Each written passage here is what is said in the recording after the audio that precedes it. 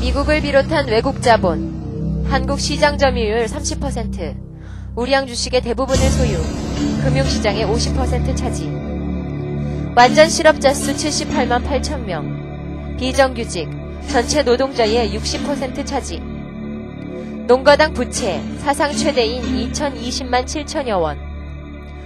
일반 가정의 가계빚은 450조 원, 평균 3천만 원. 생계형 범죄 건수 17만 3,965건. 자살자 수 6.43% 증가, 세계 1위. 이것이 우리 경제 현실, 민중들의 처지를 단적으로 보여주는 수치이다. 국제통화기금이 한국 경제에 개입하기 시작하여 6년이 지난 지금의 현실이다.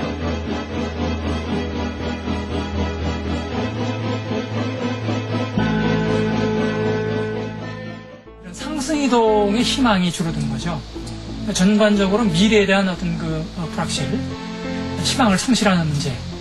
어떻게 보면 이제 과거에 있었던 노력만 IMF 3년 8개월간 이런 희망 우리 경제는 자체를 자립적 능력이 소멸되고 외자 의존도가 더욱 심화되어버린 불구의 경제가 되어버렸다.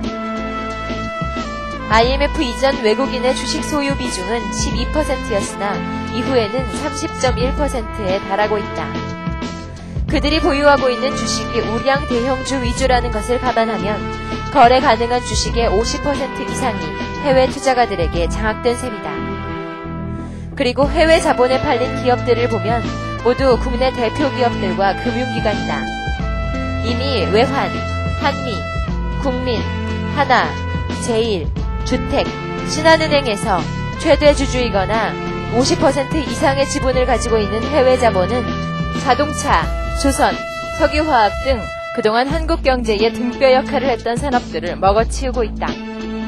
자동차 산업의 경우 삼성차는 르노에 팔렸고 다임러 클라이슬러는 현대자동차 지분의 15%를 장악했다. 30여 개의 국내 자동차 부품업체가 미국의 세계적인 부품업체들 손에 들어가 버렸으며 만도기계, 삼성중공업, LG산전, 전자정보통신 분야, 석유화학 기업들 또한 미국, 일본, 유럽 회사들에 넘어가 버렸다. 가장 심각한 것은 엄청난 규모의 국부가 유출되었고 지금도 그러하다는 점이다. IMF 사태로 인해 주식, 땅, 부동산 등 한국의 모든 자산 가치는 종전의 거의 절반 아래로 떨어지게 된다. 그중 특히 주가 폭락이 가장 극심했었다.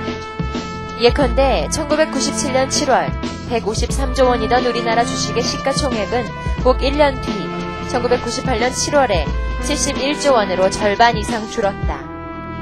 이 같은 주가 폭락으로 외국 자본들은 싼 가격에 한국의 알짜배기 기업들을 잠식해 들어왔다. 이처럼 한국 경제의 대미 종속성은 굳이 국제통화기금이 경제정책에 개입하지 않아도 알아서 미국과 조국적 자본의 이익에 분부할 수밖에 없는 구조로 이미 바뀌게 된 것이다. 한국 경제의 대미 종속의 완성은 미국의 경제 침탈의 전략이 완성되어 가고 있음을 의미한다. 그리고 이미 한국 경제는 태생부터 그러한 수순으로 가고 있었다.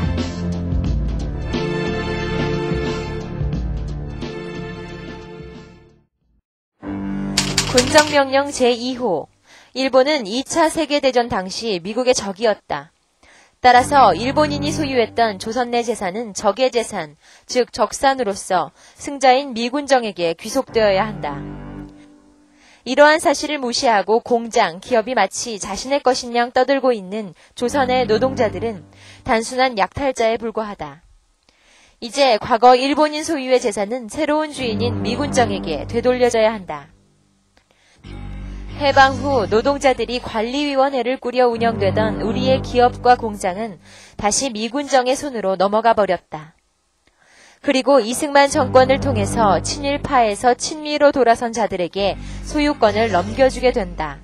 이 같은 적산 불화의 결과 오늘날의 재벌들이 탄생하게 되고 이로써 민족의 자산이었던 공장, 기업소는 개인의 이윤 추구 수단인 흉측스런 자본의 얼굴을 하게 되었다. 바퀴 이래의 최고의 발명품, 원조. 미국이 한국에 제공한 원조 물자는 미국 내에서 팔리지 않고 쌓여있는 상품, 그 중에서도 남아돌고 있던 농산물이 상당 부분을 차지했다. 미국의 원조 물자는 한국 정부에 의해 판매된 뒤 그 판매 대금은 정부 예산으로 돌려졌다. 미국은 원조 물자 판매 대금이 정부 예산에서 막대한 비중을 차지하고 있는 바로 이 점을 이용하여 한국 정부에 대한 체계적인 영향력을 행사할 수 있었다.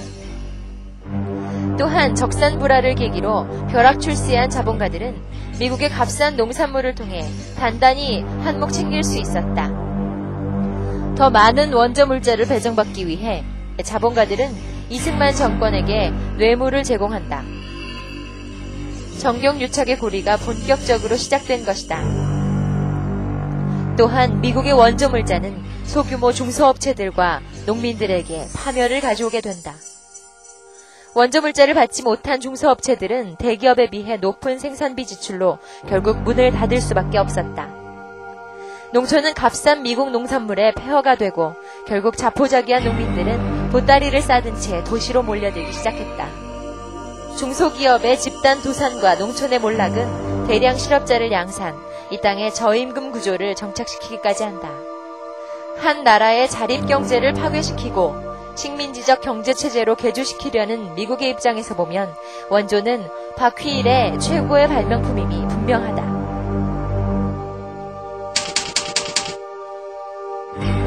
1960년대 초부터 한국과 관련된 미국의 정책 기반자들이 내세운 구호이다. 원조 경제체제 속에서 한국의 기업들은 생산 능력을 갖추지 못한 사실상의 상인과 별 차이가 없었다. 이럴 때 차관과 직접 투자 형태의 외국 자본이 문제의 해결사로 등장한 것이다. 차관은 생산시설을 일단 외상으로 대준 뒤 원금과 이자는 나중에 갚도록 했고, 직접 투자는 투자의 일환으로 생산시설을 직접 갖고 들어왔다. 여기서 다시 한번 차관붐이 거세게 몰아쳤다. 문제는 이렇게 도입된 생산시설들이 선진국에서 사양, 불황, 공해산업으로 수지에 맞지 않는 생산시설과 낡은 것들이 대부분이었다는 것이다. 1970년대 건설된 조선소들이나 포항제철을 중심으로 철강산업이 발전한 것도 이 같은 사정에 따른 것이다. 또 하나의 문제로 차관을 통해 한국에 들어온 낡은 생산시설은 그나마도 일부 공해산업을 제외하고는 대부분 단순 조립공정에 국한되어 있었다. 이는 외국에서 들어온 생산시설이 한국의 저임금 노동력과 결합하는 것을 궁극적인 목적으로 삼고 있다는 사실과 더불어 외국의 원자재, 부품과 결합해야만 제품 생산이 가능하다는 것을 암시하는 것이다. 한국이 차관 도입을 계기로 원자재, 부품을 계속 수입에 의존하게 되었다는 사실은 바꿔 말하면 차관 제공을 계기로 독점 자본이 원자재, 부품을 계속 한국에 팔아먹을 수 있는 길이 열렸음을 의미하는 것이다. 1970년대 초 차관의 상환이 시작됨과 동시에 월남 특수의 종결과 미국의 섬유 수입 억제 정책, 석유 파동 등의 영향으로 총 외채 규모는 급속히 늘어났다. 1978년 148억 달러에서 1982년 371억 달러, 1985년 468억 달러로 가히 폭발적인 증가세를 보여주었다.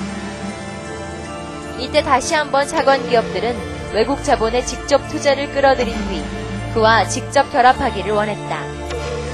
그럼으로써 그들은 처음 기대했던 대로 새로운 활력을 얻을 수 있었다.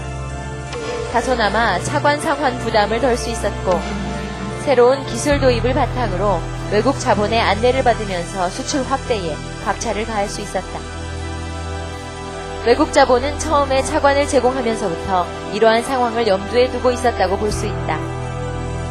그리고 외국인 투자 기업이 자리 잡고 있는 곳은 자동차, 전자, 전기, 기계, 석유화학, 컴퓨터 등 한국 자본주의를 움직이는 핵심적 분야에 집중되어 있었다. 이러한 합작 기업들을 보면 외국인의 출자 비율이 50%를 넘지 않고 있다. 그래서 합작 기업의 지배권이 지분이 많은 한국 측에 있다고 생각하기 쉽다. 대체로 외국 자본들은 자본, 기술, 시장 등을 장악하고 있다. 그 속에서 외국 자본들은 출자 배당금보다는 수출 독점권, 원자재 제공 등으로 막대한 이윤을 챙긴다. 그리고 한국 경제는 80년대 후반까지 무역수지 흑자를 기록하며 외형적으로는 성장한다. 90년대 들어서 무역수지가 적자로 돌아서며 다시 한국 경제에 위기가 찾아온다. 한농, 대농, 진로, 기아 등 대기업의 연쇄 부도, 금융기관의 부실 채권이 쌓이기 시작했다. 그리고 결국 한국 정부는 한국 경제가 외국 자본에 의해 완전히 잠식되는 것을 막아보려고 마지막 노력을 했으나 이미 미국의 계획 속에서 헛된 노력에 불과했다. 한국 정부는 일본 정부의 협조를 요청했으나 이미 일본 정부는 미국으로부터 협조하지 말라는 요구를 받은 상태였다. 그리고 97년 12월 한국 정부는 IMF에 구제금융을 신청한다. 한국 경제는 세계화와 구조조정이라는 이름 하에 미국이 주도한 IMF의 요구대로 다시 한번 체질 개선을 하게 된 것이다. 그것은 미국 자본의 완전한 한국 경제 잠식을 위한 체질 개선이었다. 한국 경제가 이 지경에 이르게 된 근본 원인은 미국의 식민지 예속화 정책에 있다. 원조에서 차관으로, 차관에서 직접 투자로, 나아가 시장의 완전 개방, 즉 전면적이고 직접적인 수탈의 과정을 밟아왔던 미국의 경제 침략 정책이 바로 그것이다.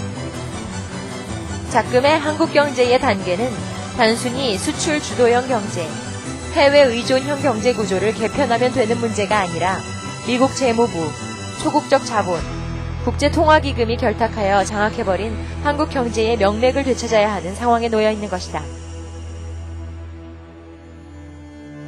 신자유주의 논리와 힘을 경제 논리로 이기려 한다는 것은 잘못된 방법일 뿐만 아니라 가능하지도 않다. 악을 악으로 이기려는 것과 같은 이치이다. 악은 선으로서만 이길 수 있다. 신자유주의라는 악을 이길 수 있는 선은 바로 민족 자주정신인 것이다. 민족 자주정신이 없으면 정치에서도, 군사에서도, 경제에서도 우리는 우리의 주권, 우리의 권리를 행사할 수 없으며 더욱 심각한 고통의 나락으로 떨어질 수밖에 없다. 민족 자주정신이 없다면 우리는 저들의 안보 논리를 이길 수 없으며 경제 논리를 압도할 수 없다. 신자유주의의 논리와 힘을 극복할 수 없는 것이다. 영원히 미국을 중심으로 하는 신자유주의의 포로, 노예로 살아갈 수밖에 없다. 민족 자주정신을 통해 우리의 주권을 회복하고 민족 경제를 복원하는 것만이 근본 해결책이 될 것이다.